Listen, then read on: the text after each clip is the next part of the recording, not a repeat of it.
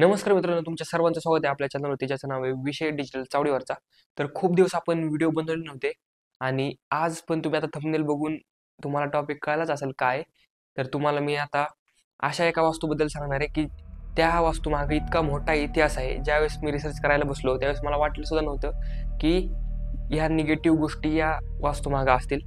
तर ही जी वास्तू आहे ती पुण्यात शनिवारवाडा, म्हणजे मी ज्या वास्तूबद्दल बोलते ती आहे शनिवारवाडा.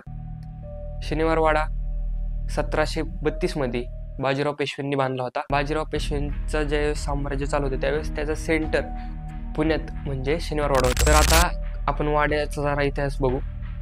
वाडा त्या काळात 7 मजली होता.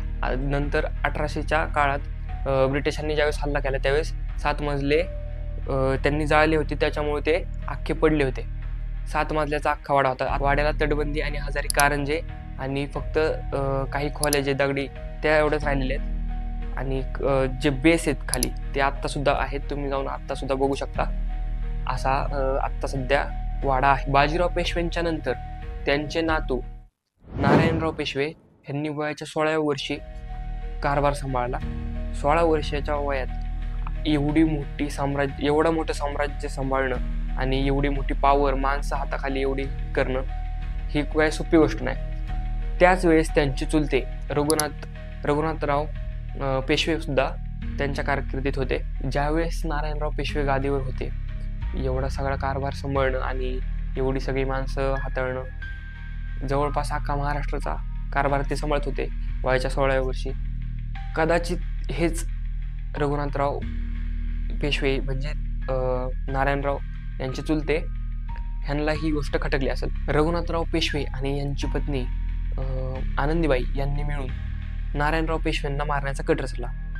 त्यामध्ये त्यांनी एका सरदाराची मदत घेतली, ज्याचं नाव आहे समीर सिंग गर्दी. या सरदाराची त्यांनी मदत घेऊन नारायणराव पेशव्यांची हत्या केली.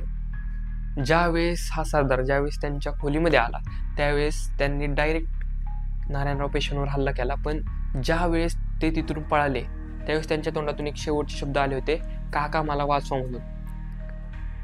आता हा झाला इतिहास. आता ह्या मागच्या मी तुम्हाला सांगितलं की निगेटिव्ह गोष्टी आहेत, अशा काय आहेत की जवळपास आता तुम्ही बघू शकता की ज्या वेळेस पण पूर्ण चंद्र म्हणजे पौर्णिमा असते त्यावेळेस इथले लोक म्हणतात की म्हणजे जे शनिवारवाड्याच्या नंतर आता आजूबाजूला आता खूप डेव्हलपमेंट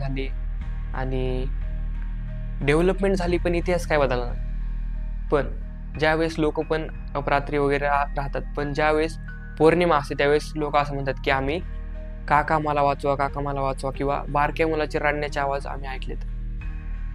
की असा हा इतिहास भरपूर वेळा ऐकण्यात आलाय. कितीतरी लोकांनी ह्याबद्दल बोललेलं पण आहे की खरंच की वाड्यात नारायणराव पेशव्यांचं भूत आहे. आता मी तुम्हाला एक स्क्रीनवर व्हिडिओ दाखवते की ही जी लेडीज आहे हिने इन्व्हेस्टिगेशन केले रात्री. Walk around, we'll be looking for magnetic fluctuation. Name of our ghost is Narayan Rao. तुम्हाला नेमकं काय वाटतं की शनिवारवाडा हा हॉन्टेड आहे किंवा नाही, हे कमेंटमध्ये आम्हाला नक्की सांगा. आणि अजून आणखी अशा व्हिडिओसाठी आमच्याशी जोडले राहा. सबस्क्राईब करा. धन्यवाद.